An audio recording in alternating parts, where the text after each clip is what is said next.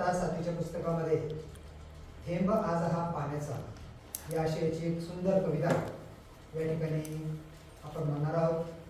भविष्यामध्ये पाण्यासाठी तिसरं महायुद्ध होण्याची शक्यता आहे अशा प्रकारचं भाकीत वर्तवलं जाते आणि मग या बालवयातच आपण या पाण्याविषयी जागरूकता निर्माण केली पाहिजे आणि आपल्या मनामध्ये हे पाणी जतन करण्याचं एक संस्कार त्या ठिकाणी बिंबवलं पाहिजे.